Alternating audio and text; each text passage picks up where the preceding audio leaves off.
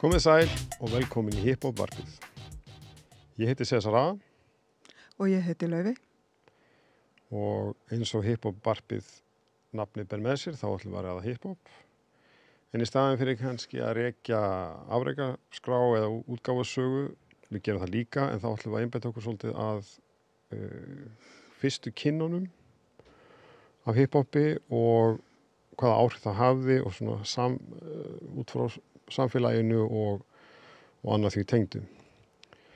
Þannig að þá ætla ég að byrja að spyrja þig, af því í þessum þætti eru við tvö stjórnendur í þessu hlaðvarpi og ætlum að taka viðtalið hvort annað. Þá spyr ég þig, Laufey, hvenær kynntist þú fyrst hip hopi? Já, þetta er nefnilega mjög góð spurning, sko. Það er ekki endilega skörp skil, af því að ég er náttúrulega elst upp við mikla tónlist. Já. Og á miklu tónlistarheimili og þannig að svona ég hafði alveg áhrifin alls þar í kringum mig. Tónlistarheimili þá fóreldræðinir í tónlist? Mamma mín er Andrea Jónsdóttir. Já. Rock. Amma Rock. Amma Rock. Og þannig að hún alltaf hefur alltaf unnið í tónlist og var, hún var að skrifa tónlistagagnrýni fyrir Þjóðviljan á þessum tíma. Og prófarkalas Þjóðviljan líka. Þannig ég ólst mjög mikið upp á Þjóðviljan. Það er snemma 80 eitthvað. Já, þetta var ég er fædd 74. Já. Og hún er að vinna þarna alveg þegar ég var bara pínu lítil, Þannig að ég var, og svo er pabbi minn tónlistarmaður líka. Þannig að hann er labbi í mánum, fyrst ég er að nefna mömmu mína, þá er ágætt að ég gefi honum nafn líka. Já. En já, þannig að þetta er svona svolítið í blóðinu hjá mér og náttúrulega að heyra rosalega mikið. Það var náttúrulega bara alltaf tónlist í gangi heima. Mamma náttúrulega, ég býr náttúrulega bara hjá mömmu. Já. Og hún náttúrulega einstæð móður á þessum tímabili og það var svona, ég átti mikið að barnapíum. Já. Og þetta var á punk árunum, Einmitt. Og þar var bara, mjög mikið alls konar tónlist spilið, Þetta var náttúrulega, punkið og ég man náttúrulega eftir Rock í Reykjavík og allir þessu. Já. En svo eru, það sem var ég dróst alltaf mjög mikið að, eins og Grace Jones, fannst hún náttúrulega bara geggjuð sem hún er. Hún er ekki, það er ekki, þetta er ekki spurning, hún er náttúrulega íkon. Og svo náttúrulega eitthvað Bob Marley líka og svona, reggae, ska og allt þetta, já. Og svo ég held að ég hef verið svona 10 ára þegar ég var brjálaður Prince aðdáandi. Og ég fer að hlusta mikið á Prince, og náttúrulega byrjar á, minnir að hafa verið Purple Rain tíminn, þegar ég kem inn í þá, ég og vinkonum mín horfðum mikið á myndina sem við náttúrulega botnuðum búið að takmarka því, en Já, en það er hún líka bara mjög listræn. Hún er frekar, ég sá hana nýlega, já, hún er list. Þetta er meira heldur en eitthvað. En manstu eftir tónlistarmyndbandi eða eitthvað ákveðnu lagi sem þú heyrðir? Já, það er nefnilega, ég er að koma því að náttúrulega Prince er náttúrulega eiginlega hip-hop, Já. Þess vegna er ég að nefna hann, Við mögum ekki gleyma því að þetta er allt áhrifaldar tónlistar sem kemur á undan, og þú nefnir Jamaica. Já, einmitt, Grace Jones. Plötusnúða menningin og hvernig þetta verður til í Bronx-hverfinu í New York, það eru plötusnúðar frá Jamaica. Einmitt. Og Selector, svo sem velur plötunar í soundsystem eða svona hljóðkerfi, Einmitt. Verður plötusnúðurinn eða DJ disc jockey. Já, akkurat. Og svo var Toast, það ekki kallað, svo sem hann er nefnilega í Jamaica, því ég kynntist því í London sem við kannski komum á eftir, en þá er þetta er pínu ruglandi þegar maður kynnist því fyrst, en sá sem að MC-in er kallaður DJ. Já, þeim, já. Er ekki Selector? Selector, það er DJ-in, Já. En sá sem er á MC-in er kallaður Sá sem er kynnirinn, Master of Ceremony. Hann er kallaður DJ.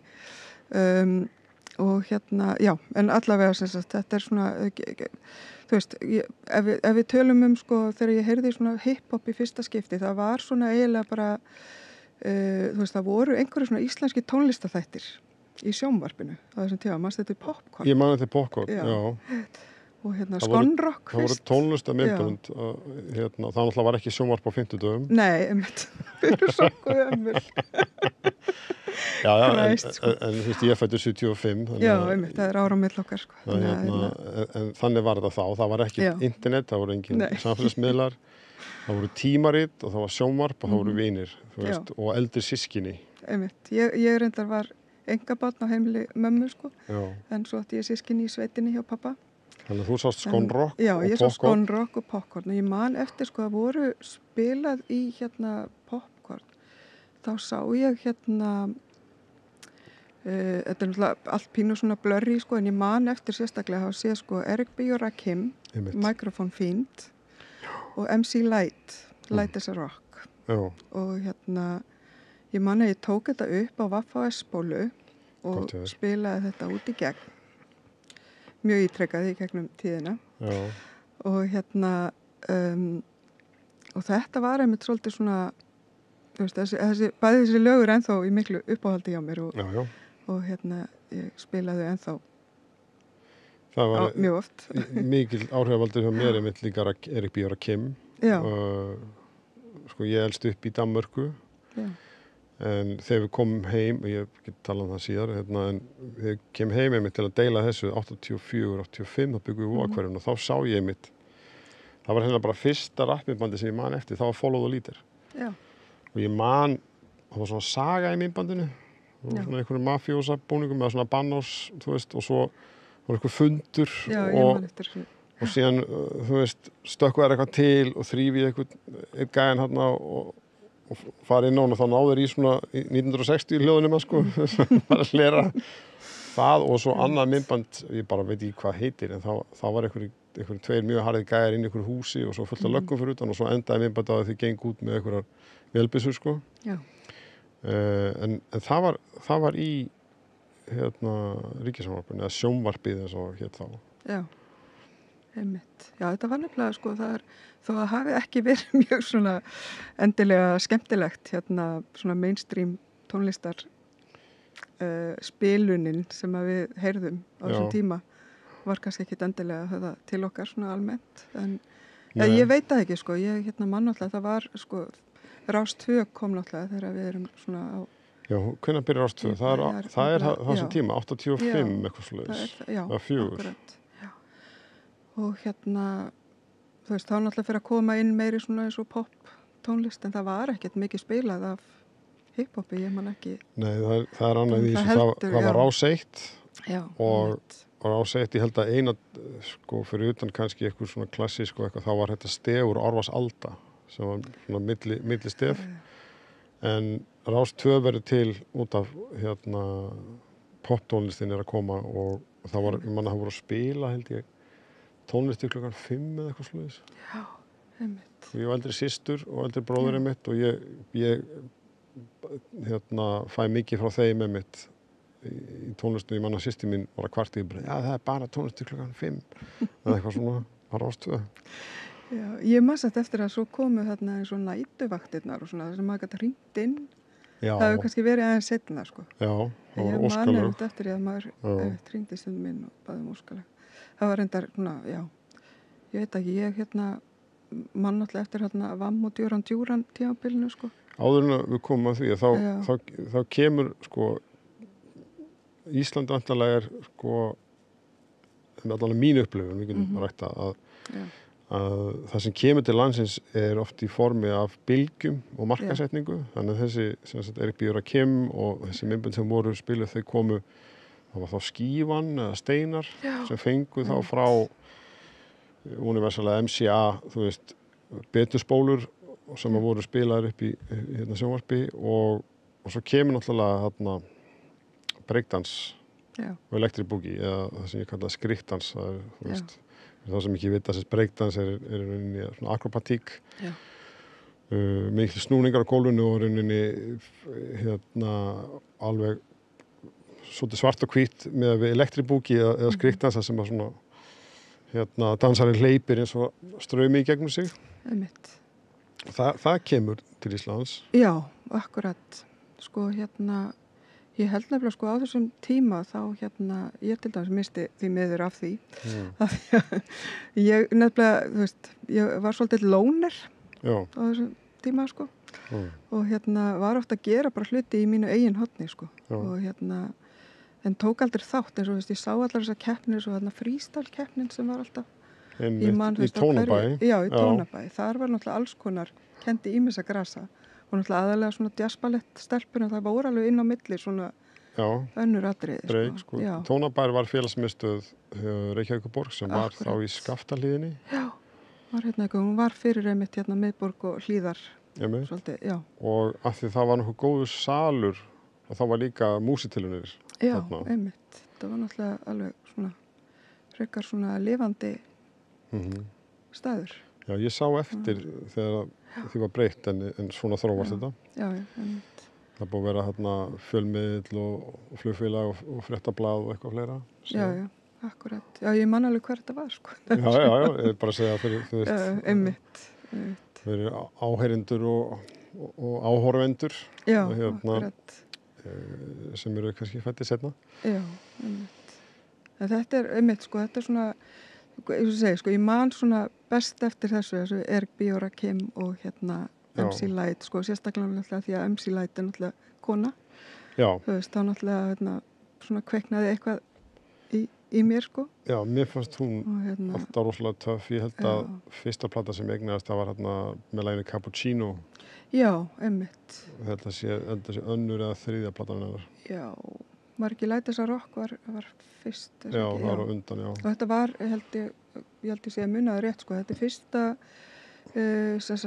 breiðskífa sem kemur út með konu rapp, hip-hop plata. Já. Sem að það var sem sagt Light as a Rock.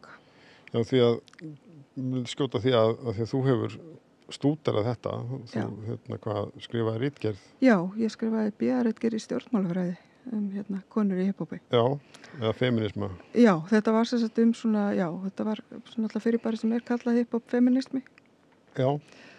Og sem alveg þekkt hugtak í Bandaríkjunum. Og þá MC Light þarna. Já, hún náttúrulega er mjög hún er svona ein af lykil persónunum, sko, því að fyrir einmitt að vera fyrst til að gefa út breiðskífu sem er heil plata með, ég veit ekki hvort þetta hugtak að nota lengur breiðskífa. Nei, sko skilgreiningin var LP longplay sem voru þá 5 eða 6 lög á hvoru hlið, A og B og svo snýrum að víninu við og svo var kassetta eða snælda. Já. Með sama konsepti. Með sama, sko, einmitt og síðan var single eða stuttskífa og maxi-single sem voru þá, stuttskífa var þá 1 lag, ekki? Og svo maxi-single 2 lög og svo EP extended play sem voru þá 4 lög. Já, einmitt. Og svona, með svona ýmsum blæbrigðum. Já. En það var sem sagt, ég man líka oft eftir svona smá útýrtur, ég man eftir litlu 7-tommu plötunum, sko. Já. Þar var oft svona eitthvað surprise lag á bjölliðinni sem var ekki endilega á, sko, breiðskífunni. Nei. Og þannig að það var oft svolítið spennandi að fá svona 7-tommur og líka einmitt á 12-tommunum reyndar. Já. Sem eru líklega ennþá til. Já. Ekki séð 7-tommur síðan 90 eitthvað. En það var líka með 12-tommunar að því að síðan, þú veist, ég kannski ekki kalla mig plötusnúð en ég þurfti að eignast Technics plötuspilara. Já. Sem er svona, held ég ennþá í dag, flestir bara svona tala það sem plötusnúða plötuspilara. Já. 1200 og 1210. Já. Að 12-tommunar voru með instrumental eða sem taktinum, það sem að lagið var án raps, án rattana. Já, bara instrumental. Og ég man að því að síðan kynntist í EPMD og ég keypti So What You Saying og eitthvað svoleiðis 12-tommu og þá fannst maður svo kekkja að fá bara tónlistina og svo var eitthvað sem heit dub. Já, einmitt sem var instrumental takturinn með einu orði eða eitthvað svona og svo, þú veist, viðlaginu. Akkurat, já, þetta var nefnilega, þetta er hann eru komin djúpt í vínilsafnara Já, en þetta er ennþá aktúelt af því að hún er vínli komin aftur. Já, einmitt, bara guðis í lof. Og guðis í lof, já, einmitt, og og það er líka til svo mikið af tónlist sem er ekkit endilega á streymisveitum Nei, einmitt. sem að er kannski bara til á vínil eða sneldum sko. Já, Eða, akkurat. svo kemur geisladiskurinn, kompaktdisk. Já, það var nú meira ruglið. Já, Samt ekki, sko, þetta var eini kosturinn var það að það var meðfærilegra. Já, einmitt. En Þetta stinga honum í vasan og svona. Já, og svo kom, vasa, sem sagt, undan því vasadiskó, Já. sem sagt, sneldunar. Já. Og sem að tóku upp heima hjá sér útarpinu. Það er... Og en síðan geisladiskarnir og ferðageisladískar. Já, einmitt. Þarna Walkman. Diskaspílari, já. Einmitt, þannig að CD Walkman. Einmitt. Þetta, já. Það var nú heldur betur með það í eirónum alveg, daginn út og inn.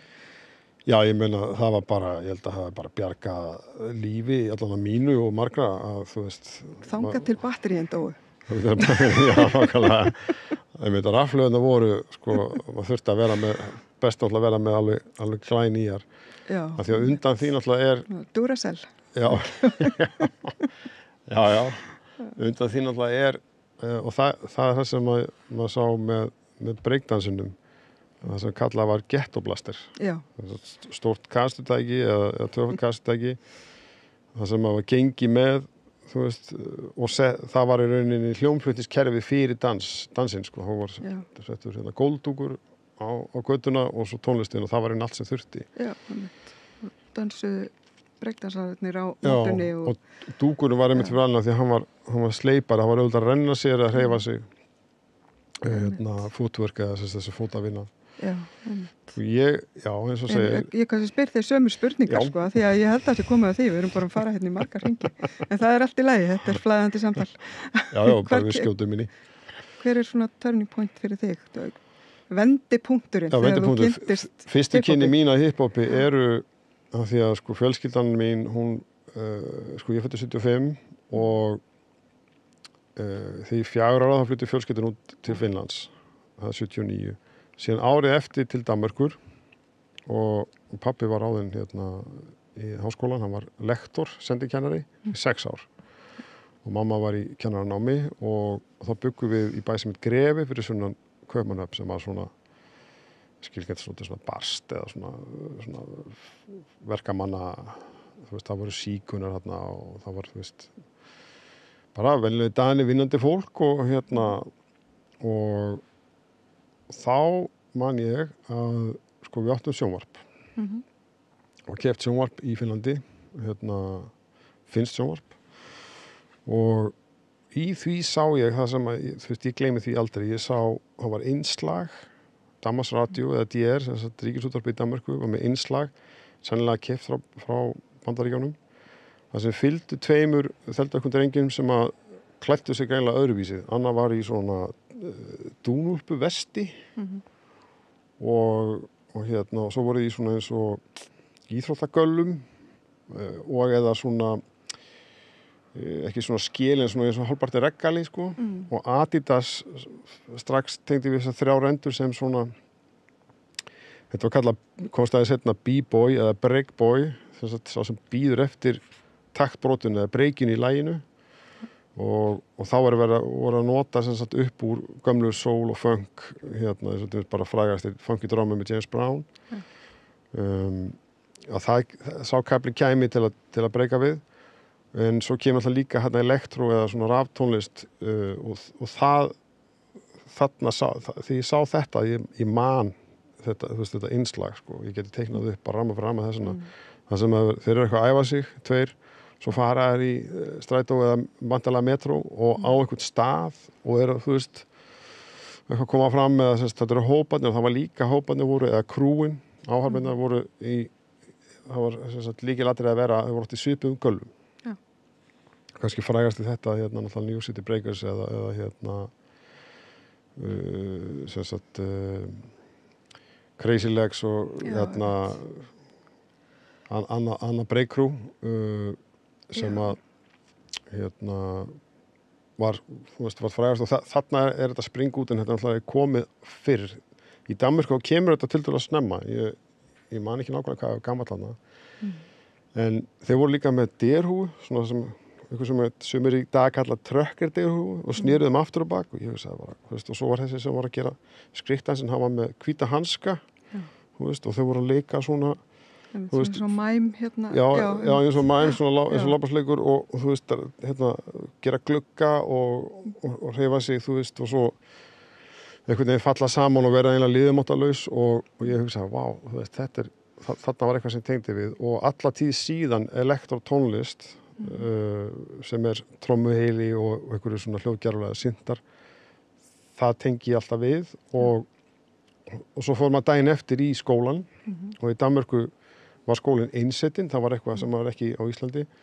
Það var sem sagt, allir krakkarnir voru búnir á sama tíma og svo fór maður á frítíðshjem eða frístundaheimili, þá hjólaði maður þangað og fór á frítíðshjem og frítíðshjem þá hitti maður einhverju fleiri krakkar sem að höfðu séð kannski þetta einslag eða eitthvað svipað og þá fengum við stofu og það bara, já, hvað vil ég gera? Já, tónlist, það gerur svo vel og þá, ég man að eitt skipti, þá var eitthvað sem það séð svona bara heilt krú bara í elektribúgi og þeir voru að leika bankarán og þá var hann að slýsa þessu fyrir okkur, þú veist, setja kaðalinn á hendina og eitthvað, þú veist, hlaðabessurnar og svo dróður hurðina frá, þú veist, fyrir hotni og svo vorum við að herma eftir þessu, sko.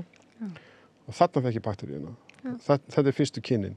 Síðan flytjum við heim 84, 85 og förum í Vogahverfið til ömmu, móðurmömmu og þá lendi ég verður bara að segja að ég lendi ákveðnum menningar áfalli. Kultúrsjokk. Vegna þess að í Danmörku þá vorum við á hjólum.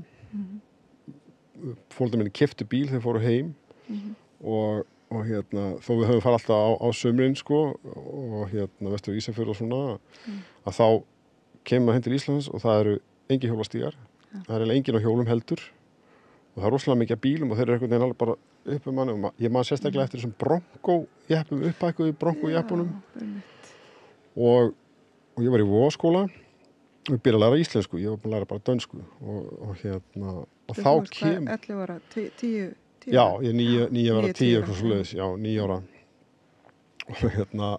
og þá kemur þetta break-æði og þá var sem sagt break-ís kjöri sem break-ís sem svona pinna Akkurat, maður sem að beygja svona og Já, ég veit ef maður safnaði fullt aðeins þá var þetta svona tengja á saman og búa til eitthvað líkan ég held með þess að sko sama vilin en þetta í dag setna var eitthvað annað en á sami ís þetta svona klaki, þú veist, með súkkulaði á þetta er bara einhver svona, hlungur eða einhvers konar eldflögaísin, einmitt. Og svo Henson voru snöggir til líka og þeir voru með breykskó, þú veist, og það var svona stuðningur við öklan og franskur ennlás yfir öklan og svo komu gallarnir líka og í skólanum þá voru einhverjir krakkar sem voru í þessu og það var skólaskemmtun og ég sem sagt kom fram og sýndi það sem ég kunni hana og síðan bara fljótlega eftir þá einhvern veginn bara hverfur þetta og þá kemur þú veist, einhver upp að mér bara hvað með djúran og ég bara, hvað með djúran og ég skildi ekki neitt og þá bara, myndi bara sko, þú veist hvað með homar, skilur, og djúran geggjaður og ég bara, þú veist, svo fór ég heim til ömmu og þá var einmitt þessi tónlistarmyndbönd og ég sá Follow the Leader og ég sá eitthvað fleiri og svo síðan sá ég Wild Boys sem lag með djúran og þar sem eru það er einhverju svona villingar í einhverjum tættum fötum eða eitthvað og okkur gæja með ramaskítar og eitthvað svona, já þetta er sem sagt djúran, já það er sem sagt einhverju syngja á útlensku eða ensku og einmitt og þá var þetta svona ég geti kallað kannski skautun, ég veit það ekki en það var svona hópamyndun og þú veist á þessum tíma gekk Twisturinn Grandi Vogar Já, mann eftir honum sakna hans mikið Já, og gekk og vonum að þá var búið að krota í skílið sko, þú veist, Vam Best og djúran og eitthvað svo stóka yfir og Vam Homar og eitthvað svona ég bara, þú veist en ég áður en þú veist í Danmörku líka þá kom sko lag sem heitir Rappers Delight og ekki bróður minn sem að spila á gítar hann hann pikkaði þetta upp og var að taka þetta riff Já. og við mig og litla bróðum með svona, strákar rappiðin og við þetta og þú veist, og Prince og mjög mikið af tónlistin frá Breitlandi fekk ég frá systur minni og þannig maður var oft bara inn á herbyggja og þeim bara að hlusta, þú veist, og fylgjast með og bara sjúga í sig. Þegar mamma og pappa fekk maður, þú veist, bragarhefðina og hérna sem sagt íslenska bókmyndir og svoleiðis. En alltaf opið fyrir alla menningu og svo hérna heldur þetta áfram að við förum svo út árið eftir, það þá 85-6 og þá flyttum við í annað hverfi sem heitir Vallensbekk sem hérna aðeins nær Kaupmannahöfn og það var blokkahverfi, það var bara steinsteypa og það var tölvöld önnur stemning, það var meira af innflytjendum, það voru sem sagt önnur kynslóð af krökkum frá Tyrklandi og Kúrdistan og hérna það verður svona eins og verkamannabústaða hverfi eða eitthvað svoleiðis. Þetta kallað í Danmörku Vestæn, þetta hérna vestur héraðið eða þannig og þar var ég sem sagt stærri skóli og þú veist, þá kynntist maður aðeins meira svona eitthvað smá bara að reyna að leggja krakki einhelti í það manni skáp og maður spynnt á móti og svo, þú veist, eitthvað svona en það var líka frístundaheimili og þar var sparkvöllur og svo einn daginn var inn í semst að gera eitthvað sem krakki gera á frístundaheimili þá sé ég að koma einhverjir strákar sem náttúrulega eldri en ég með póka inn á sparkvöllin og ég fylgist með þess að hvað þeir að fara að gera? Þeir voru ekki með fótbolta og þá taka upp úðabrúsa og hérna mála, þú veist, mynda einhvern kalli með puttan og einhvern bolta og þú veist, graffiti, leggja úðun og ég bara, þetta var alveg bara, wow ég satt bara og horfði á þetta og bara, vissi ekki hvað þetta var þessum tíma þá vissi ég ekki, sko, að því að hiphop þarna uppalega skilgreint sem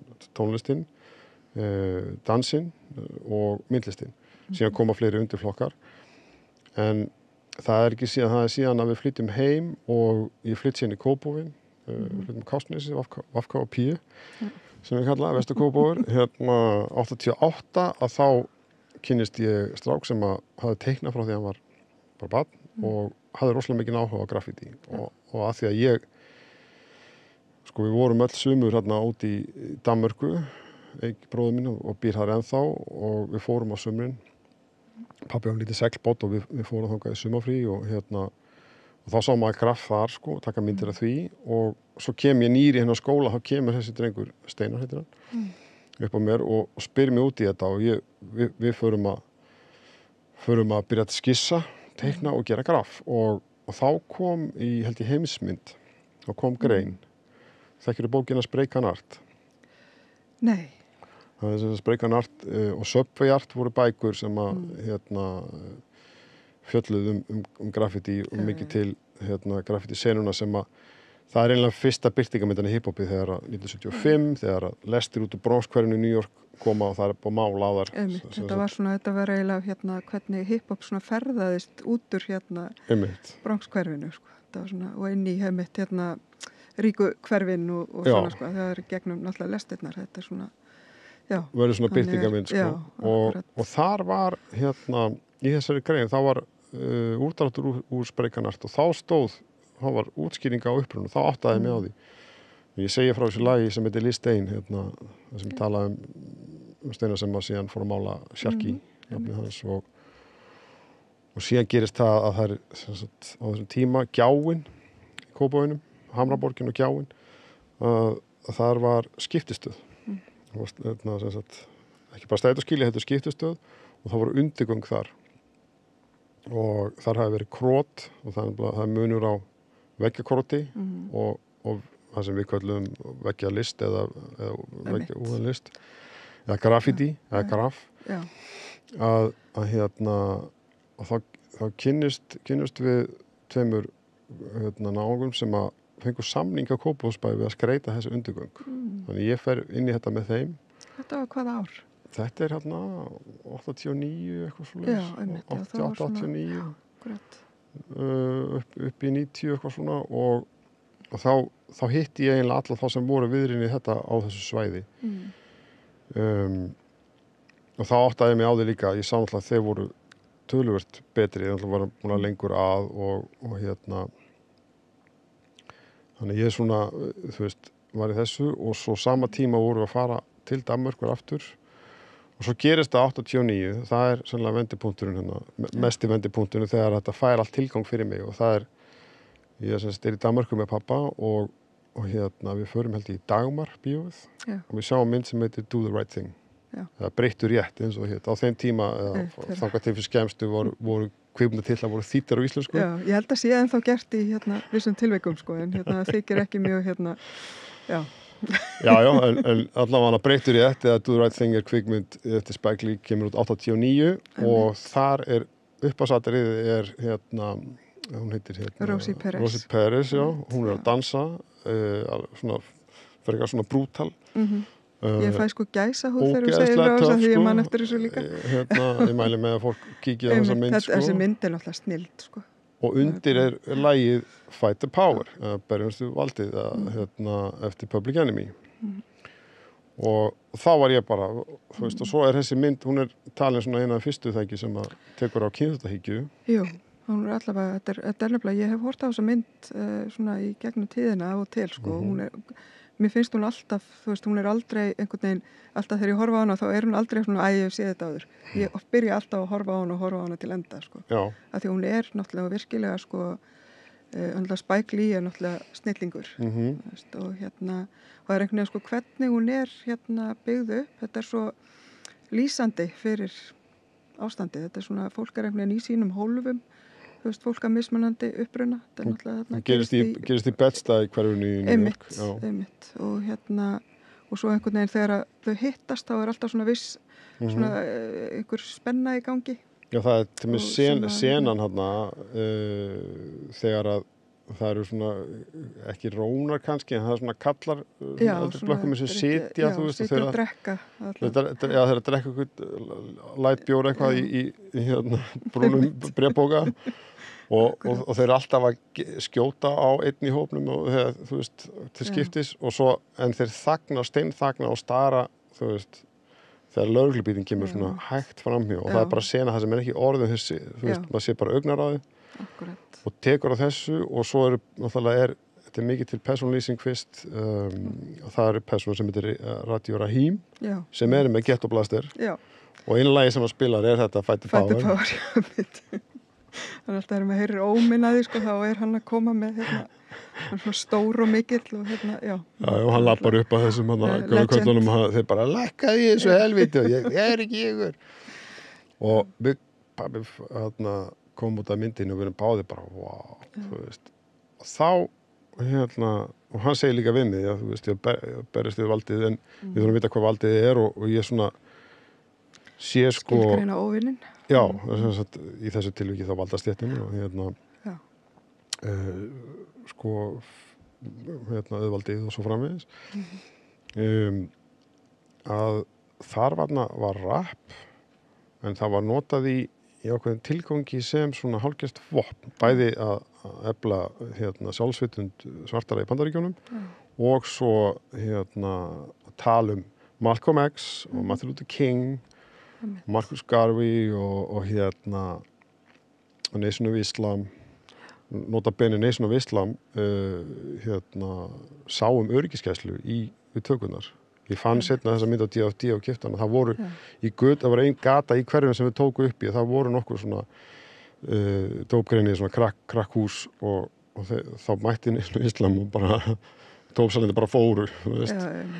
Og þarna eftir þetta og pabbi fór síðan, þú veist, ég þakka fóldrum mínu fyrir það, sko, að þið tóku þátt í þessu, annars hefði ég aldrei einhvern veginn fundið út úr því, en pabbi fór og fann plötubúð.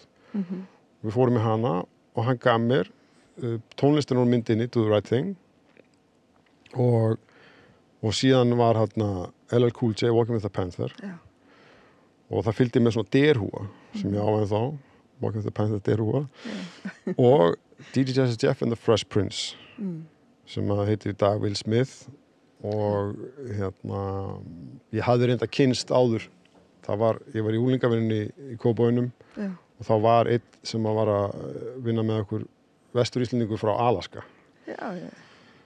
Bjössi, bara kveðja á hann og takk fyrir það, hérna, hann lánaði mér hérna spóluna og ég yfirfærði hann og, þú veist, skreytti hana og sko, Will Smith kannski poppar allt það, en á þessum tíma Fresh Prince, DJ Jeff og svo Ready Rock C sem var takkjaftur eða beatboxari að DJ Jeff frumkvöðull í þessu, hann hérna eins og DJ Cash Money sem að byggu til það sem kallað var Transformer Scratch eða þessi skankið það sem voru að rauninni færa fram og tilbaka plötur og búa til eitthvað alveg nýtt. En í grunninn er þetta náttúrulega eins og má tala um áðan með Jamaica að taka hlut, við erum með 2 plötuspilar og mixer og taka kapla úr laginu og spila hann öðrum megin og svo aftur á hinni, þú veist, að eiga þannig að kemur svona hérna continuous, hvað heitir það? Já, bara áframhaldandi taktur og sem að síðan verður grunnurinn að þetta fara að sampla eða glefsa úr þessu, þú veist, og síðan fara maður að klippa trommutaktin úr henni eins og Tribe Called Quest og fleiri regnað að taka bassatrommu, hi-hat og sneril og hérna það er náttúrulega magnað að hlusta á þessar fyrstu plötur sko, því að vitandi sko hvaða fór mikil vinna í að gera allar þessi beat sko. Ég hef stundum að því að ég náttúrulega ég ennþá alltaf með sko í eyrunum þegar ég lappa úti, ég bara líður illa ef ég gleymi headphone-unum sko. Vasadiskóið? Já, vasadiskóið sko, sem er núna komið í aðeins uppfærða útgáfu og hérna verður, maður þarf ekki endalaust á batteríum. Nei. En hérna en keyrir mann áfram, maður þarf að hafa akkurat, þetta. Þú vorst að hlusta á hérna þessa og hugsaði með út í að því þarna líka náttúrulega í dag og ímyndað fólk átt að segja sko eins og bara Ultramagnetic MCs sem rappljómsveit frá Bronx Kool Keith og fleiri ég las viðtal við í Source sem hérna, bandaðist hiphop-blað og þá voru að segja sko að þá var hérna, eitt gæði sem átti trommuheila og þessi tæki voru mjög dýr einmitt, já, akkurat og þá varstu að koma með hljómsveit sko. Já, einmitt þetta er nefnilega magnað náttúrulega það því að hérna sem að náttúrulega þú veist, það sem að ég svona tengi mest við með hiphop er náttúrulega sko þessi svona þetta er náttúrulega alveg svakaleg svona úrræða hérna hugsun já veist, þetta hérna, einhverjir hérna, þetta náttúrulega byrjar hjá einhverjum sko fátakum krökkum í ég meina við getum líka bara að tala aðeins hvernig Bronx hverfi var á þessum tíma þetta var hluti bara húsarústir og svo voru fasteignafélög aðalega sem áttu stórar eignir sem voru tómar og hérna var að bíða eftir að fá leyfi til að rífa en í mildtíðinni þá var kveiknuðu eldar og það voru götugengi og náttúrulega bara eins og stríðs ástand það er lýst þannig en út af þessu kemur þetta dásamlega hérna blóm sem sagt hérna Kool Herc sko núna var ekki fyrra sem að tala að það var 50 ára afmæli hip-hops það eru vist mjög skiptar skoðanir allavega það er miðað við hérna svona gardteiti hérna þetta var svona afmæli systur hans hérna Cindy held ég Cindy sem var í garð það er nefnt þar en það er þú veist, jú Kool Herc var sem spluttinúður og hérna þeir koma með þetta er frá Jamaica já, akkurat, hann var náttúrulega þau voru ættu þaðan sko og hérna og hann er náttúrulega plötusnúður í þessu partí systur hans en hérna, og það er einmitt að því að ég náttúrulega fjallaði konur í hiphopi þá svona svolítið bent á að þó að þær hafi ekki endilega verið sko mikið út á við ekki sem andlit menningarinnar þá voru þær mjög mikið í hérna, þú veist, í svona að skipuleggja og hérna halda utanum til dæmis viðburðina og svona sko eins og einmitt þetta fyrsta partí sem er svona talið flestir telja að sé svona marki hérna byrjun hip-hopsins halda því til að haga að hérna að þess mæna samfélagsins eru konur og styrkur samfélagsins styrkur kvennana og ekkert að þessu hefði sennilega orðið nema því að konundar stuttu það. Já, einmitt, og voru að skipuleggja, gera og græja. Já, þannig að þú veist, það er kannski eitt kall á styttunni en það er alltaf eitthvað kona við hliðina á honum eða í rauninni, þú veist, og hvetur hún, eða margar og hvetur hún áfram, ég meina, alveg svo sko styttan Ingólfur Arnarsinni, þá ætti Hallveig að vera við hliðina á honum, sko. Já, eða bara á stallinum, sko. Já, stallinum, hann við hliðina. Hann á stéttinni eða eitthvað. En það því að kalla að skrifa söguna, þá er það þannig, en við skulum halda þetta í haga, sko. Já, akkurat. En já, þetta er áhugavert, sko. Ég náttúrulega bjó í London, af því að, sko, ég náttúrulega er ekkert rosalega mikið inn í menningunni hér. Af því að ég var bara í einhverju öðru, þú veist, ég til dæmis æfði ballett alveg frá því ég var lítill, þannig að dansin heillaði mig alltaf. Já. En ég hef alltaf verið svona fusion manneska, að blanda saman ólíkum hlutum og þess vegna held ég að hiphop hafi svona kveikt einhvern veginn í mér þegar ég sá það fyrst, að því að var einhvern veginn bara svo mikið í gangi. Þú veist, þetta er svona ríkt og og náttúrulega, þú veist, svona höfðar til kannski hópa sem eru svona jaðarsettir og ég held einmitt líka því nú ólumst við bæði upp á vinstri sinnum heimilum. Já. Ég held að það hafi alveg áhrif líka því að náttúrulega afi minn var kommunisti. Já. Mamma að vinna á Þjóðviljanum og allt þetta, þannig að þú veist, maður fekk alveg upplýsingar þú veist, heimsvaldastefnuna og hvað var að gerast í Suður-Afríku og allt þetta, sko. Já. Þannig að þú veist, þetta var svona. Þannig ég hugsa að þetta hafi bara verið svona auka samfélagslega hugsun og það er alltaf það sem menning gerir náttúrulega í samfélagi, sko. Hún verður til í samfélagi og verður til það sem kannski mesta eymdin er eins og þarna í þessu. Já, akkurat, sem maður tengir við. Og og kannski einmitt að vera, þú veist, til dæmis fyrir mína part á, ég er alveg upp að einstæðri móður, þú veist, sem er samkynhneigð, þú veist, þannig ég svona upplifi, þú veist, alveg að vera í svona jaðarsettri fjölskyldu, sko. Og ég held einmitt að það sé eitthvað sem að ég tengdi við líka, þú veist, að var verið að tala svona alvöru upplifanir og af, svona hlutum sem að ég tengdi við. En eins og ég segi, sko, að því ég flutti til London þarna 90, ég held að það eru 92 og ég einmitt mann eftir að hafa, sko, svona svolítið lifna við þegar ég kom þangað, bara, veist, að vera einhvern veginn hluti af þessari stórborg sem var svona með svona rosalega ríkum menningar heimi. Já, það náttúrulega, hver er ekki 1960 eitthvað þegar að eins og fleiri stöðum í Vestur-Evrópu þetta manna vestmiður og annað þá. Jú, ég held að það verið upp úr 50, sko, sem að það Windrush. Já. Þetta er alltaf kallað the Windrush season, það var þegar Jamaica búarnir komu. Fengu að setja stað í Bretlandi? Já, þú veist, þetta var náttúrulega ekki mjög góður díll fyrir þá, sko. Nei. Það var bara, þeim var náttúrulega bara smalað upp í þetta skip sem að Windrush. Já.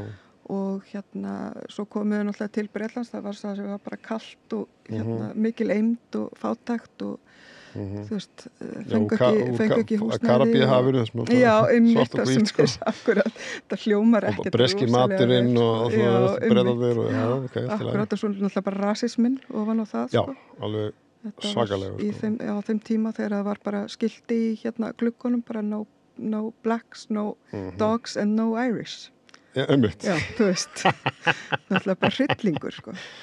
En ég einmitt kem til London 92, held ég. Og það er áhugaverður tími. Já, það er það nefnilega. Þannig búið að blandast líka náttúrulega sko þeir koma með náttúrulega reggae og það kemur jazz funk og þú veist að sko hefði þetta ekki gerst það hefði alltaf verið Bretland náttúrulega, ég veit ekki hvar það væri en það kemur líka náttúrulega þessi dancehall sound system sem já, einmitt, ég er náttúrulega svolítið lendi inn í þessum sound system kultúr, sko. Ég eignast skoða vinkonu sem er einmitt, sko, hún er af jamaikaskum uppruna, þess að foreldrarinnar voru innflytjendur. Og sem sagt, hún var að byggja upp sitt eigið sound system þegar ég hitt hana, sko. Þetta var alveg bara magna, hún var einsta móðir. Smíða hljóðkerfi.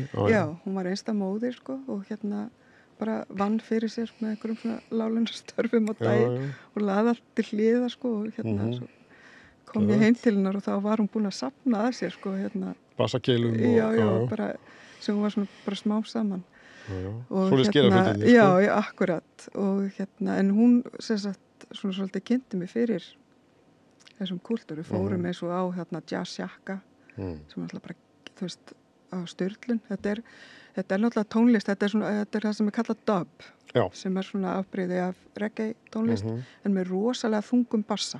Já. Og ég mani mitt sko að já, þetta er alveg bara, maður finnur bassan fari í gegnum, sko. Það er svo æðisleg tónlist. Já, þetta er bara, maður, þú veist, þetta er náttúrulega bara einhvers konar trúarleg upplifun, sko. Já, en þetta náttúrulega Rastafari, Já, þú veist, sem er náttúrulega trúar, sem við kannski förum út í seinna, en Jú, sko, það er alveg heitt þáttur, sko. Þetta er náttúrulega áhrifavaldur líka í senuna sem við erum að tala um. Já, en ég held einmitt, sko, að ég náttúrulega hafði kynst hip-hopi náttúrulega bara í gegnum mína eigin tónlistarhlustun. Já. En þarna einmitt kynnist ég þessum kúltúr sem er svolítið hliðstæður, sko, því sem gerðist í Bandaríkjunum og varðað hip-hopi. Þá og þetta er einmitt áhugaverður tími, eins og segir, þetta er tíminn þegar að þetta er náttúrulega önnur kynslóðin af Jamaica búum sem eru þarna að vaksa úr grasi, eða sérst orðið vaksnir úr grasi og komin þriðja kynslóð líka. Já. En þarna er nefnilega mjög svona mikil gróska í tónlist. Þarna, ég náttúrulega kem rétt á eftir að það verður til þarna eins og Soul to Soul og þetta var svona svolítið eftirleikurinn af því og þegar þarna trip-hopi verður til og allt þetta, sko, sem er náttúrulega afsprengi. Þannig að undan náttúrulega er Acid House. Já, Acid House og Acid Jazz. Acid Jazz. Sem er náttúrulega bara frábær þú veist, með eins og Ninja Tunes og allt þetta, sko. Já. Og sem er líka einmitt svona svolítið hip-hop skotið. En sko þetta er einmitt að bara fara á þessa, þú veist, það var jazzjakka, Abashanti líka, það var líka alveg frábært. Og einhvern veginn að fara á þessi, ég veit ekki hvað maður kallar það, bara þessa viðburði. Já, viðburði, já. Já, svo var líka oft úti, þú veist, svona úti konsertar og alls konar svoleiðis. Já, þetta byrjum himni. Já, akkurat. En alltaf þessi stóru bassabóks og einmitt bassin sem að þú þarft að finna í gegnum, sko, magan á þér. Já. Til þess að, og svo náttúrulega bara er maður, þú veist, alveg, maður getur ekki hægt að hreyfa sig, sko. Nei, það kemur náttúrulega til Íslands, það kemur, sko, dubbið bassin eins og Raga Twins. Já. Bassalínan sem verður sér, heitir ekki fyrst hardcore eða jungle? Já, jungle er einmitt að verða til þegar ég man einmitt að það var alveg bara, þú veist, einmitt líka alveg geðveikt. Taktbox tónlist, sko, og heima og þá kemur það, ég man þá var ég komin í Þingólfsskóla á Kársnesinu og þá bassalínan í þeirri tónlist er á döbbinu. Já, einmitt. Og þeir eru að taka trommunar, þú veist, þessar gömlu breakbeats eða þessi taktbrot, þú veist, frá James Brown og þessum og spila hraður og svo fyrir að klippa það upp og þá verður það hardcore og svo, þú veist, og svo jungle, sko. Já, einmitt. Jungle náttúrulega fer síðan út í eitthvað annað. Nei, drum and bass alltaf þessi? Já, drum and bass, einmitt. En þetta er, þú veist, þetta hafði líka einmitt og líka við vorum að fara, sko, þú veist, og setja upp bara svona eins og partí í svona yfirgefnum blokkaríbúðum, sko, með bara við vorum haldandi á, sko, sem verður síðan kallað rave-sennan. Já, einmitt, en þetta var náttúrulega bara með svona dub tónlist, sko, og þannig að það var alveg svona, ég fekk alveg svona þefinn af því hvernig þetta var þarna á tímum Cool Herc Já, einmitt þegar var verið að tengja til að fá rafmagn úr ljósastaurum og eitthvað svona til þess að var partí þú veist, en já, þetta var alveg svona upplifun ég einmitt, sko, þegar ég náttúrulega hef líka alltaf svona fengist við skífuþeytingar plötusnáður og ég held að ég hef byrjað á því í raun og veru, sko, ég vissi eiginlega aldrei, sko, að því að sko, náttúrulega við höfðum ekkert internet. Nei. Við höfðum tónlistar svona tímarit sem mamma náttúrulega keypti mig mikið af, þú veist, þannig að ég bjó mjög vel að því að hafa alltaf heima. Þú veist, mamma keypti alltaf þessi hún er náttúrulega eins og encyclopedia, alfræði orðabók fyrir tónlist. Og þannig að ég fekk alltaf og ég var alltaf að fletta og gá hvort það væri eitthvað sem að höfðaði til mín í þessum Þú svo haft þá Rolling kannski Stone meiri og svona. aðgang heldur en Já, flestir, heldur en sko. flestir og svo náttúrulega hún fór að vinna náttúrulega í Ríkisútvarpinu og þar náttúrulega var ég ofta að fara í plötusafni þar og finna alls konar hluti sko og fara með það heim og taka upp á sko, snældu. Og þannig að ég byrjaði mjög snemma á því að gera svona eins og blandspólur. Ég var reynda bara með einn plötuspilara. Já, sem kallaði mixtape. En þú veist, svo hlustaði maður og reyndi að láta bítið halda áfram sko. Og það er náttúrulega grunnur í hip-hopi sko. Já, en ég náttúrulega vissi ekki að þetta var bara eitthvað sem ég var að gera til að láta þetta make a sense. En ég man líka eftir sko hvernig við kynntumst tónlist. Það var einmitt svolítið í gegnum svona safnplötur. Manstu því, þá var maður bara, já, þetta er geðvægt, þetta er að fá meira með þessum. Þú veist, þá leitaði maður að plötu með þessum artista sko. Og og ég man bara eftir mjög snemma, það fór svo oft í mig sko hvernig þessar safnplötur voru settar saman að því mér fannst það ekki passa sko, þetta flæði af tónlist bara henda mér ekki. Nei. Þú veist, þannig ég fór oft að þess vegna vildi ég mig taka upp á spólu eins og ég vildi hafa röðina sko, því ég byrja að heyra þú veist, næsta lag áður en hitti búið. Búið til sirpu, það er grunnurinn í plötusnúðum að velja saman og búið kannski til stíganda. Já, akkurat. Ég náttúrulega vissi ekkert hvað ég var að gera á þessum tíma, sko. Ég var náttúrulega bara 10-11 ára, sko. Já, bara flott í þess. En eins og ég segi, sko, þannig að fyrir mig, sko, eru skilin þegar ég heyrði hiphop fyrst ekki en skörp, kannski, og erra, þegar ég var oft einhvern veginn svona að gera mjög hiphop hluti á þess að tengja það beint við. Já, einmitt. En og eins og þú veist, ég æfði klassískan ballett alveg frá því ég var 5 ára og ég var ofta að gera eitthvað annað sko, þú veist, blanda einhvern veginn upp hreyfingunum og svona sko. Já. Jazzballett höfðu það reyndar aldrei til mín sko, en eins og nútímadans en það bara var ekkert kennt á Íslandi. Nei. Og þannig að sko, já, þetta er meira flæði heldur en endilega skörp skil sko. En svo einmitt líka annars ég ætlaði að nefna og það er með hiphopið af því að þetta eru, þú veist, oft sömpl, þú veist, úr eða svona ég kalla það glefsur. Glefsur, já, takk. Íslensku fræðingurinn. Brot úr lögum, já. Akkurat, og maður var ofta að kynnast einmitt gamalli tónlist í gegnum hiphop líka. Maður bara, hvaðan er þetta? Já, já. Curtis Mayfield sagði það eins og hann hefði ekkert á móti því að það var notað úr lögunum að svo lengi sem að skapa áhuga og það virkaði þannig á mig og maður fekk rosalega mikla virðingu og maður fór að leita upp þessu tónlist. Einmitt. Og því ég var alltaf bara í hausnum á mig bara, já þetta, hvaðan kemur þetta?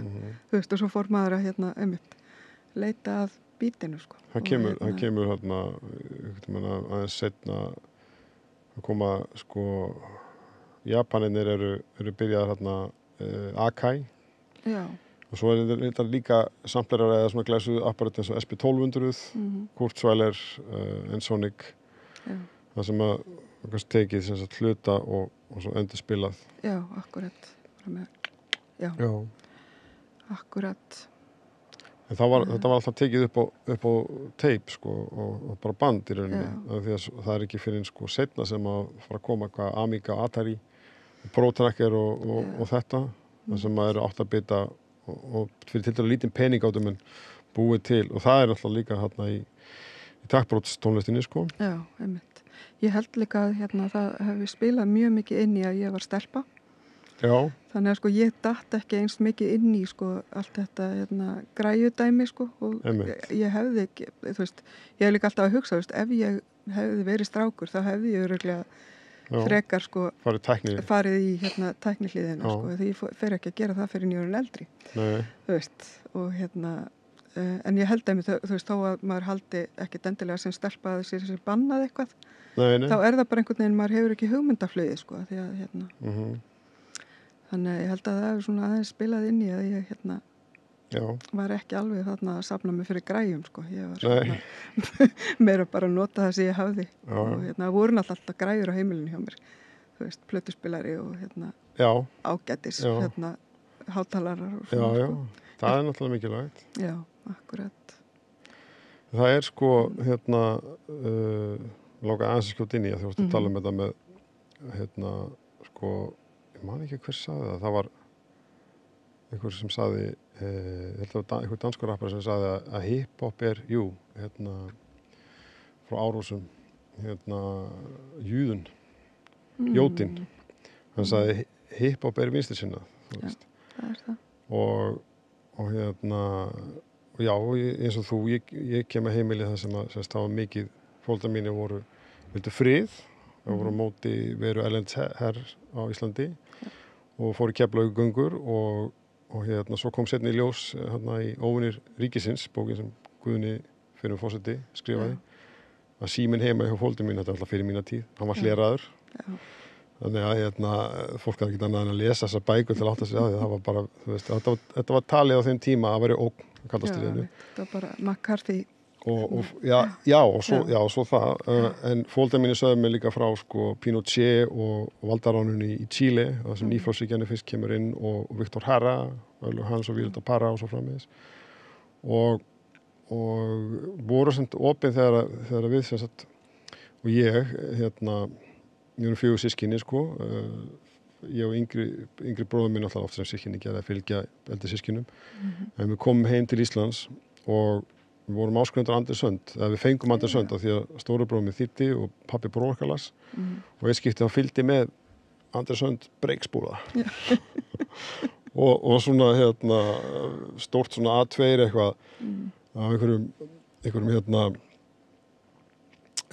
skriktdansara í London sem hann eitthvað hét og hann var í svona arababöksum, svona víðum sem var á tísku þessum tíma og ég hefði séð þarna í eins og breakdance-myndunum þarna seinna og þetta sem sagt var ég lærði ég heilmikið af nema hvað þessi Andersbóla, hún var ekkert volið mikið hip-hop, það var hérna Radio Gaga með Queen og eitthvað. Það hljómar ekkert sérstaklega vel. En ég meina, þetta var svona mikið, þetta var allstaðar og það var allir að gera og fyrir mér líka þetta gekk upp að því að þú veist, þetta var svo töff, þetta er svona eins og læra töfrabröð einhvern veginn.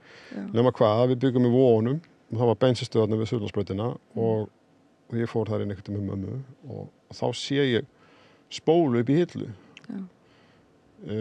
og það einhverjir blökkumenn sem eru með, þú veist, bara alveg með tebólli með einhverja derhúr og eitthvað og ég bara bendi á þetta, mamma keypti hana og gaf mér og það var spóla með breakmasín og breakmasín það var svona aðeins meira poppað, það var meira svona söng og það var ekki rapp endilega en það var alveg bara virkilega töff, þú veist, forritun og ég fletti þessu upp seinna, þetta var alveg svona einhver mega upptökustjóra frá Frakklandi og eitthvað þetta var alveg, þú veist, þarna var að fara að framleiða og það er kannski þannig sem við fréttum að þessu að því að graffið sjálf og sér var ekki hægt að markaðsetja það var til að byrja með, Gallerí Senan hún mettaðist kannski frekar fljótt og svo kemur þessi partímenning sem hiphop var sem sagt, og að byrja hérna í Bronx og einhverjum að fara hérna inn í Bronx og kynnast þessu og þá kemur plötuiðnaðurinn inn og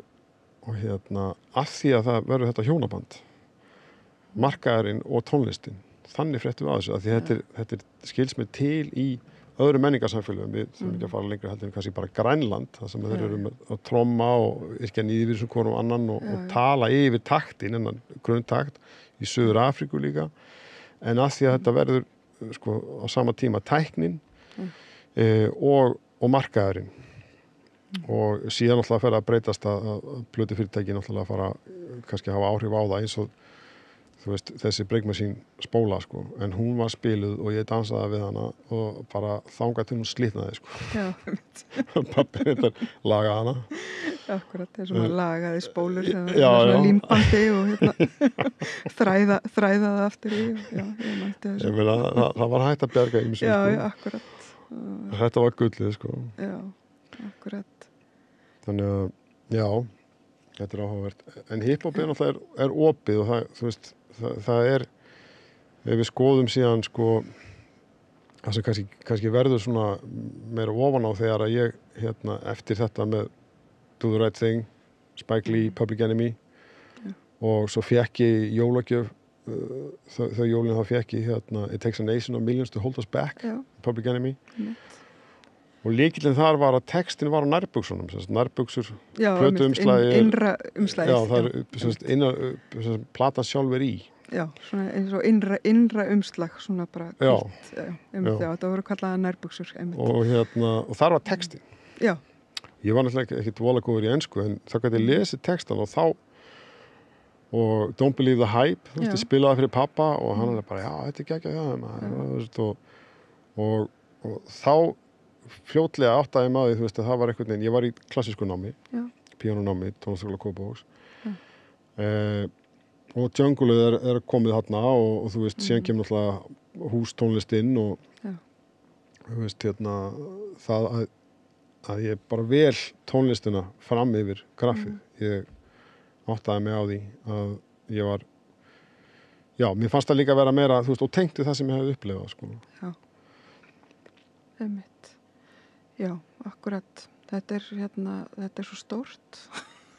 Já, en Og svona, þetta kemur svo víða við líka í lífum hans. Já. Sko. Það er, en þetta hefur svo miklu meira áhrifin kannski fólk gerir sig grein fyrir í dag, þá náttúrulega höfum við allt bara í símanum, eða í tölvunni og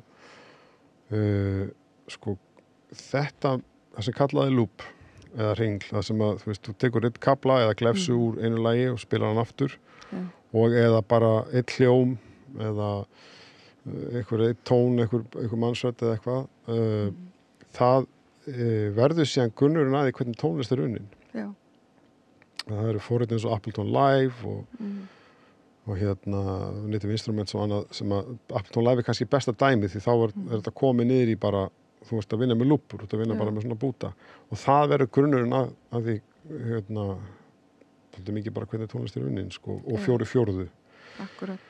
danstónlistinu 4/4 Já, einmitt. og þetta. Og þetta er náttúrulega þessi taktur, sko. Þetta er náttúrulega þetta er náttúrulega eiginlega bara meira og minna taktur, alltaf þessi tónlist. Þú veist, eitthvað sem að svona, þú veist, ég til dæmis, þú veist, ég finn þetta alltaf með líkamannum, sko. Já. Og þetta er nefnilega ótrúlegt þegar að það er eitthvað sem maður tengir við og maður finnur þetta í gegnum sig. Eins og ég var að tala með döbbið, sko, að maður heyrir þetta svona innan á maganum og eitthvað svona, já. En og ég held að það sé, kannski alltaf nefna það, hefur einhvern tímann heyrt ég mann þegar ég var að skrifa ritgerðina mínu, sko, þá heyrði ég teóri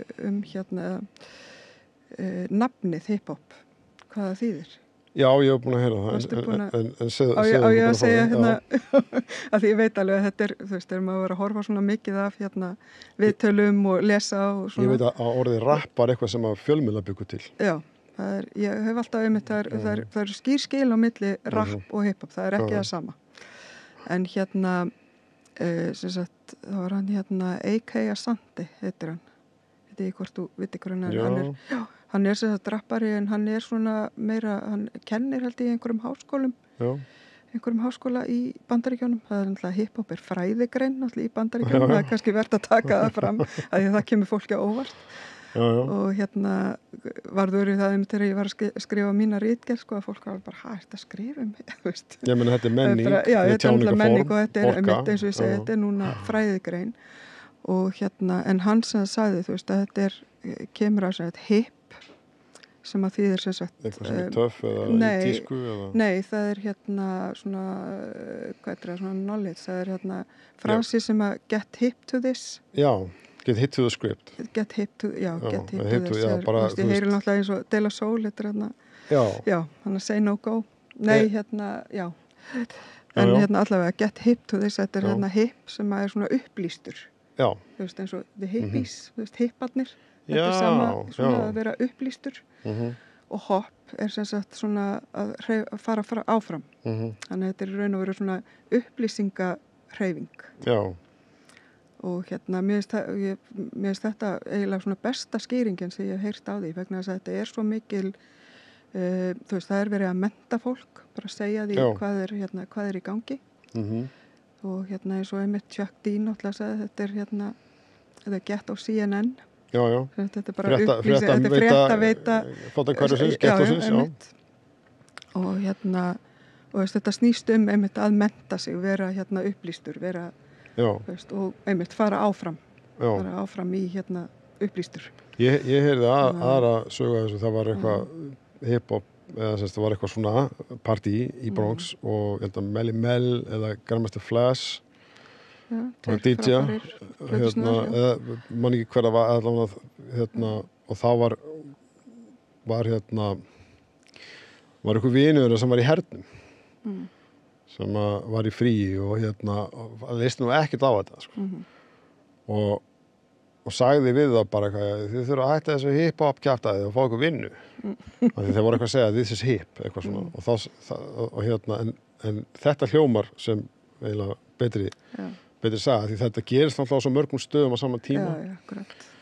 og mér finnst gott að halda þetta í haga það líka annað í þessu því við höfumst upp við sko í rappinu eða í tónlistinni að það voru mörg þemu menn voru ekkert endilega bara að eins og þetta svo kannski verið samfélagið sjálfhverfara og mér fór að tala bara meira Reagan tíminn sko ég með það nýfrjálshyggju það er krakk það er margt sem að gerast þessum tíma það er sko sandinistarnir í Nicaragua gera byltingu og steypa losa sig með Somoza sem var innan þeirra stuttur af Bandaríkjánum og þá fer leyniþjónusta Bandaríkjanna CIA í að þjálfa kontraskæruliða alltaf var búið að stofna School of the Americas sem að bjóti döðasveitni sem voru í El Salvador það er einu saga en þeir fara til Honduras og voru ráðast inn í Nicaragua og nú þetta er ekki einn samsæriskenning, fólk getur bara flett þessu upp og það er búið að skrifa bækur það og rannsaka það að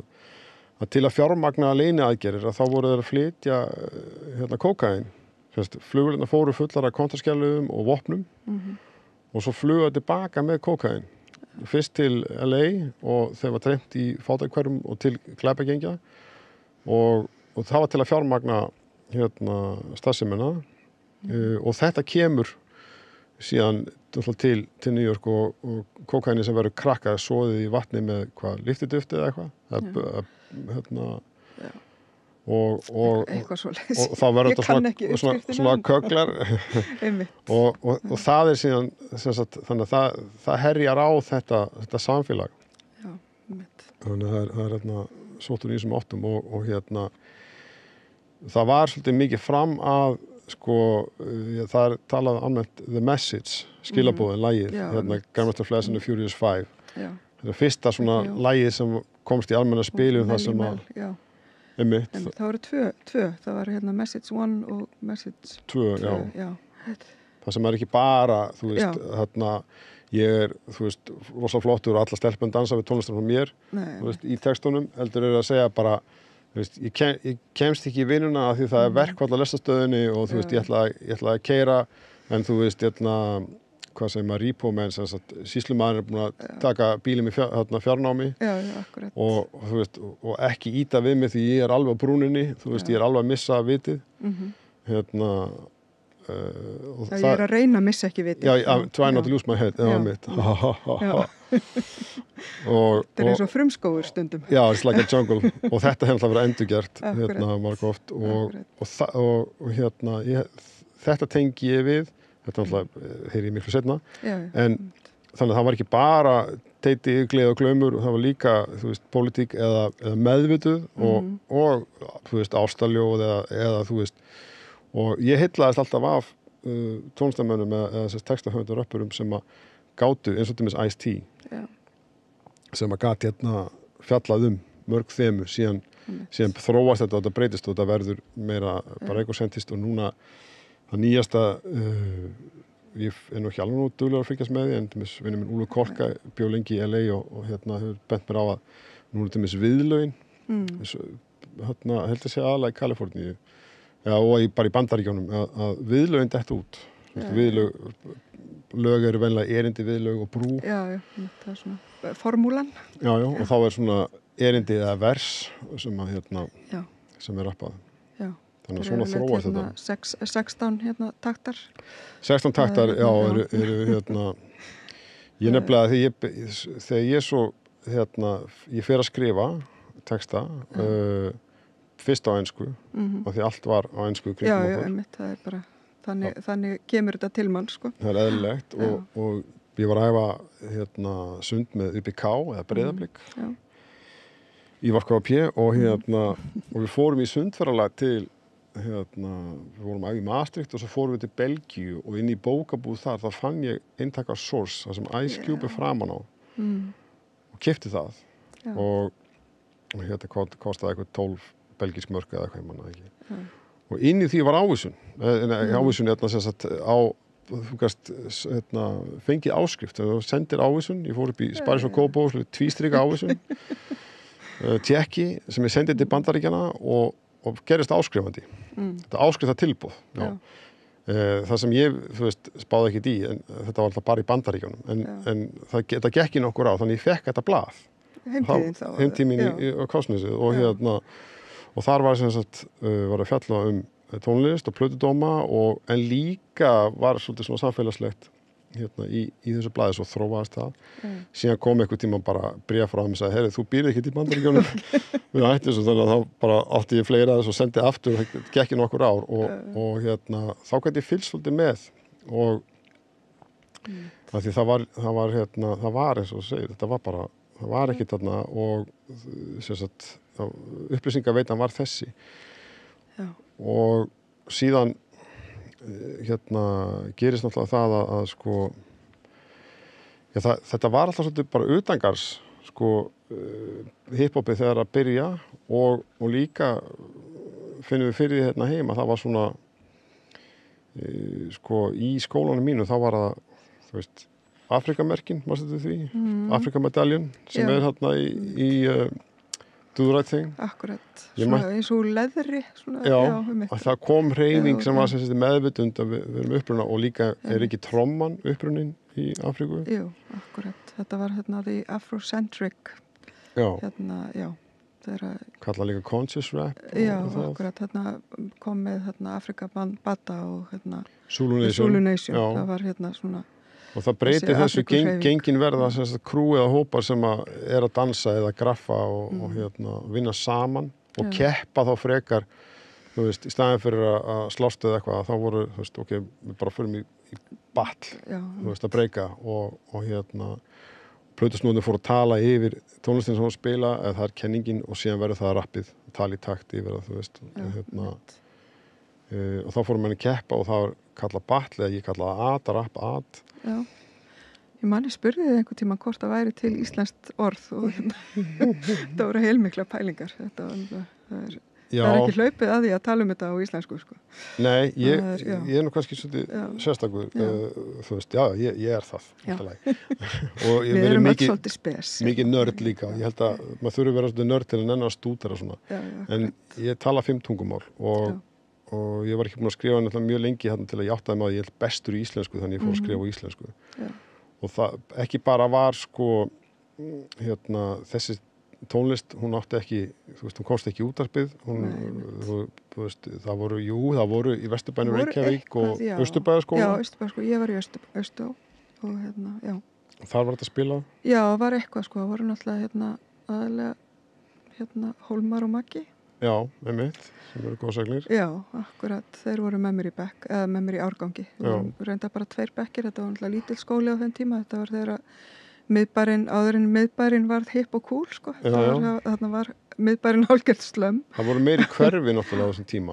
Já, akkurat, en miðbærinn var svona svolítið, það voru eiginlega, það voru náttúrulega svona stór hús, eins og niður við Laufásveginn og svona, það sem var svona betur efnað fólk, en svo voru eiginlega bara þú veist, svona einstæða mæður og þetta var mjög svona blómlegt samfélag, Austurbæðarskólinn, sko, og ég man eftir að það voru líka, ég held að það voru allavega 3 í mínum árgangi sem bjuggu hjá pappa sínum, sko. Já. Þannig að þetta var svona svolítið, þetta var alls konar, en já, þeir voru einmitt með svona gettoblaster og voru að spila Public Enemy og einmitt Rappers Delight og sem að reyndar við höfum fundið út síðar að náttúrulega bara stólið. Margstólið, já. Akkurat, en við náttúrulega vissum það ekki á þessum tíma því að það var ekkert internet og engin uppfræðsla Og það er líka meira blandað disco. Já, þetta er náttúrulega, þetta er Good Times með Chic, geggjaband. Já, akkurat. Þetta er Og þessi bassalína. Þetta spilaði ekki bróðið fyrir maður gítar. Já, þetta er náttúrulega bassalína, sko. Já. Akkurat. En en svona breytist þetta og síðan til að gera langa sögu stutta þá jú, það var sko hip-hoppari og svo skoppari og skítskoppari og þú veist að það kemur eiginlega sterkar önnur bylgja sem þetta jungle og þetta og þá voru krakkar að fara í frostaskjól og hlaupa á staðnum og dansa og svona og gera exið á gólfinu og eitthvað. Ég man eftir hérna Running Man, sko. Gerði hann mjög mikið við alls konar. og ég leiði ekki í hann núna, sko, en hérna. Nei. En það var líka, sko, maður skilur það alveg svona í baksýnisspeglinum að sko íslenskan að það var ákveðið svona identitet eða svona einkennis kannski krísa að gera sko rapp á íslensku. Já, ég trúi því. Og ég fór að skrifa texta og litli bróðir fór að skrifa texta og að því vorum tveir þá heldum við áfram og við vorum bara tveirinn í herbyggi með fermingarna mínar með þú veist þessa plötu sem að Geisli var plötubúð, mannstu þetta henni? Já, ég mann sem var á Snorrabrautinni? Akkurat. Við Laugaveginn? Já, ég var sko að vinna allavega í 1 ár hjá Steinum. Já. Fyrst niður í Austurstræti og svo upp á Laugavegi og svo á einhverjum útsölumarkaði upp á Rauðarárstíg. Já. En ég færði mig hérna upp. Þannig þú komst kannski allir góðu bitana. Já. Þú varst fundið þarna. Þetta var góðu tími, sko. Þarna var ég var orðin 16 ára, sko. Ég held að þetta hafi verið 91 líklega, sko. Já. 90-91. Já, þetta eitthvað stað þar. Já, þarna var ég, sko, ég náttúrulega fann þarna Tribe Called Quest. Hvað var það? Fyrsta platan? Já, þetta var People's Instinctive Travels sem að er ennþá eina mínum uppáhalds plötum, sko, já. Ég var hrifnari af Youthful Expression og ég er sammála. Geðveikt lag, sko. Já. Og þessi plata er náttúrulega bara listaverk, sko. Já. Og það er Native Tongue. Já, Native Tongue. Þeir voru náttúrulega hluti af Afrikan Bambata hreyfingunni. Jungle Brothers og Black Sheep. Og svo var ekki líka De La Soul og Moni Love, Queen Latifah og Moni Love. Já, sko, Moni Love er bresk, en hún náttúrulega fer flytur til Bretlands og heyrði mjög gott viðtal við hann daginn. Hún var hjá Talib Kweli í People Party. Já, það var podcasti sem hann var með í Money in the Middle. Ég eignaðist þá plötu á geisladiski einhvern tímann 90, upp úr 90. En þetta var sérst en Tribe Called Quest var svona sérstakt er ennþá svona eiginlega eina mínum uppáhalds. Það var náttúrulega líka bara ég er ennþá að hlusta á People's Instinctive Travels, sko. Svo náttúrulega kom ég man að við biðum eftir, sko, að Low End Theory kom, sko. Ég man að það var bara við biðum í óþreyju eftir henni. Þetta var ég og Þórdís Klassen, sko. Já. Vinkon okkar, sameiginleg vinkon okkar. En svo kom hún og þá náttúrulega var alveg þetta þú veist Q-tip eða Abstract. Já, akkurat, þetta er bara en það var líka margir segja þess að Fumstendur Lux kom Bugging Out, fyrir ekki, ég er að reyna að minna eftir það bara kemur þetta, þú veist. Akkurat. Að þetta opnaði, að því þeir voru svo til að sól voru Fumstendur Lux sem var þýsk rappljónsveit, þeir komu og við tókum viðtal við fyrir undirtóna sem var tónlistatímarit og þá sögðu þeir að De La Soul hefði fengið til að vilja rappa af því þeir voru að tala svolítið meira kannski hversdagslega hluti og svona af því þarna fór rappið að þróast í Bandaríkjunum. Já, en þeir voru náttúrulega mjög mikið að tala svona samfélagsleg málefni, sko, bæði De La Soul og Tribe Called Quest. Já.